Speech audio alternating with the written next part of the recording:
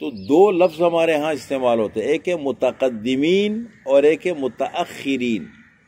دیکھیں آپ صلی اللہ علیہ وسلم کے دور مبارک سے لے کر آج تک کتنا زمانہ بیت گیا، 1442 سال ہو گئے۔ تو اس زمانے میں دو قسم کے طبقے کہلاتے ہیں، ایک متقدمین ہے اور ایک متأخرین ہے۔ متقدمین کے معنی پہلے لوگ، متأخرین کے معنی پچھلے لوگ، پہلے کے لوگ اور پچھلے کے لوگ۔ اب اس میں حد کیا ہے کہ یہ پہلے کے لوگ ہیں، یہ 356 ہجری، ہمارے ہاں ہجری تاریخ چلتی ہے نا، جو اسلامی تاریخ ہے اس کو ہجری تاریخ بولتے ہیں، اور یہ جو انگریزی تاریخ ہے اس کو عیسوی تاریخ کہتے ہیں۔ یہ اس کی بنیاد پڑی ہے حضرت عیسیٰ علیہ السلام کے یوم پیدائش سے، انہوں نے بنائی، اور ہماری تاریخ کی بنیاد پڑی ہے ہجرت سے، جب رسول اللہ صلی اللہ علیہ وسلم نے مکہ مکرمہ سے ہجرت فرما کر کے مدینہ منورہ تشریف لے گئے، چونکہ اصل اسلام کی بنیاد وہاں سے پڑی۔ مکہ مکرمہ میں اسلام کمزور تھا، وہاں مسلمانوں کا بس نہیں چلتا تھا، مسلمانوں کی طاقت نہیں چلتی تھی، مل کے جماعت کی نماز بھی نہیں پڑھ سکتے تھے، حرم میں پابندیاں تھی۔ لیکن جب آپ صلی اللہ علیہ وسلم نے ہجرت فرما کر مدینہ منورہ تشریف لائے تو وہاں سے اسلام کو تقویت ملی، مسلمانوں کو ایک مرکز ملا، مسلمانوں کو اجتماعی سوسائٹی ملی، پھر احکامات اصل وہاں آئے ہیں۔ وہاں سے پھر حضرت عمر رضی اللہ تعالی عنہ نے اپنے دور خلافت میں جو کچھ کارنامے انجام دیے، ان میں سے ایک یہ تھا کہ مسلمانوں کی اپنی تاریخ ہونی چاہیے۔ اس کے لیے انہوں نے بہت مضبوط قسم کی ایک کمیٹی بنائی پہلے، جو بڑے سمجھدار قسم کے لوگوں پر مشتمل تھی۔ ظاہر بات ہے تاریخ کی بنیاد ڈالنا عام آدمی کے بس کی بات تو نہیں ہے نا، تو انہوں نے ایک مضبوط کمیٹی بنائی جو سمجھدار لوگ تھے، پھر انہوں نے مل بیٹھ کے، کچھ گھنٹے بیٹھ کے نہیں، کچھ دن بیٹھ کے نہیں، باقاعدہ اس پہ سوچا، اور پھر پوری اسلامی تاریخ کی ایک بنیاد ڈالی۔ پھر اس پہ بڑا سوچ بچار کے بعد کہ اس کی بنیاد کہاں سے رکھی جائے، تو یہ رائے بھی صاحب ہے کہ جس دن آپ صلی اللہ علیہ وسلم دنیا میں تشریف لائے تھے اس دن سے ہم اپنی تاریخ کی بنیاد رکھ لیتے ہیں۔ اس پہ بھی سوچا گیا، کہنے لگے نہیں یہ نہیں، پھر کہنے لگے جس دن آپ صلی اللہ علیہ وسلم کو نبوت ملی تھی مکہ مکرمہ میں، آپ نبی بنے تھے، وہاں سے بنیاد ڈال لیتے، تو یہ بھی اس پہ بھی اتفاق نہیں ہوا، مختلف رائے۔ پھر ایک رائے یہ سامنے آیا کہ جس دن آپ صلی اللہ علیہ وسلم نے مکہ مکرمہ سے ہجرت فرمائی اور مدینہ منورہ میں پہنچے، تو وہاں سے اس پہ اتفاق ہو گیا، اس لیے کہ اسلام کی اصل بنیاد یہاں سے پڑتی ہے، اجتماعیت، غلبہ، طاقت، سب چیزیں یہیں سے پڑتی ہیں۔ ایک تو یہ بات ہے، تو اس کو ہجری تاریخ کہتے ہیں۔ تو 356 ہجری کا مطلب کیا ہے؟ آپ صلی اللہ علیہ وسلم کی وفات کے 356 سال کے بعد، تو 356 ہجری سے پہلے کے لوگ متقدمین کہلاتے ہیں، اور 356 ہجری سے بعد کے لوگ متأخرین کہلاتے ہیں۔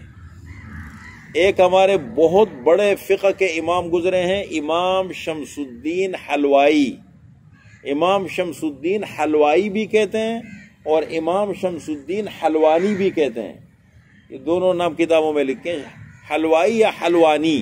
تو یہ مین فد حاصل ہے، ان سے پہلے کے لوگ متقدمین ہیں، ان سے بعد کے لوگ کیا ہے؟ متأخرین کہلاتے ہیں۔ تو اب یہ سیرت کیا ہے؟ آج کل کی اصطلاح میں جب ہم لفظ استعمال کرتے ہیں سیرت اور تاریخ، تو سیرت کیا ہے؟ تو متقدمین کہتے ہیں حضور صلی اللہ علیہ وسلم کی زندگی کے سرایہ اور غزوات، آپ صلی اللہ علیہ وسلم کی زندگی میں سرایہ اور غزوات۔ سن 2 ہجری میں جہاد فرض ہوا مدینہ منورہ میں، 1.5 سال تک آپ وہاں تھے، جہاد کا حکم ابھی نہیں آیا تھا کہ جہاد شروع کرو، حالانکہ بڑی سازشیں چل رہی تھی مختلف جگہوں سے، لیکن حکم یہ تھا کہ نہیں ابھی جہاد نہیں۔ 1.5 سال کے بعد یعنی 2 ہجری تھی کہ جہاد کا حکم آیا، اذن للذین یقاتلون بانہم ظلموا وان اللہ علی نصرہم لقدیر، مسلمانوں کو اجازت دی گئی ہے کہ وہ اپنے دفاع کے لیے اب ہتھیار اٹھا لیں، اس لیے کہ وہ مظلوم ہے۔ جنگ لڑائی کی نوبت آئی یا نہیں آئی، لیکن جس لشکر میں آپ صلی اللہ علیہ وسلم خود بنفس نفیس شریک تھے، خود تشریف لے گئے، خود گئے، کمانڈ آپ کے ہاتھ میں تھی، کنٹرول آپ کے ہاتھ میں تھا، اس کو سیرت کی اصطلاح میں کہتے ہیں غزوہ۔ کیا کہتے ہیں؟ اس کی جمع ہے غزوات۔ تو کل غزوات کی تعداد بنتی ہے 27۔ کل غزوات کتنے ہیں؟ جس میں آپ صلی اللہ علیہ وسلم کی زندگی کا پہلا غزوہ ہے بدر، جس میں آپ صلی اللہ علیہ وسلم شریک تھے خود، اور آپ صلی اللہ علیہ وسلم کی زندگی کا آخری غزوہ ہے تبوک۔ کل 27 غزوات بنتے ہیں، اور کچھ لشکر ایسے ہیں کہ آپ صلی اللہ علیہ وسلم خود نہیں تھے، آپ نے صحابہ کا ایک دستہ تیار کیا، ایک امیر ان پر مقرر فرمایا، ان کو روانہ فرمایا دشمن کی طرف۔ اس کو کہتے ہیں سریہ۔ کیا کہتے ہیں؟ اس کی جمع ہے سرایا۔ کل سرایا 56 بنتے ہیں، 56۔ تو 27 غزوات ہے اور 56۔ تو متقدمین کی اصطلاح یہ ہے کہ سیرت کس چیز کا نام ہے؟ غزوات اور سرایا کا نام ہے۔ جو آپ صلی اللہ علیہ وسلم کی زندگی کے جو غزوات ہیں اور سرایا ہیں وہ سیرت ہے، اور متاخرین کی اصطلاح میں آپ صلی اللہ علیہ وسلم کی یوم پیدائش سے لے کر کے اور آپ صلی اللہ علیہ وسلم کی وفات تک آپ صلی اللہ علیہ وسلم کی زندگی کے پورے حالات و واقعات کو سیرت کہتے ہیں۔ سمجھ رہے ہیں؟ تو اب جتنی بھی سیرت کی کتابیں دنیا میں متاخرین نے لکھی ہیں تو آپ اس کو دیکھیں گے، آپ صلی اللہ علیہ وسلم کی زندگی کے پورے حالات و واقعات ہیں۔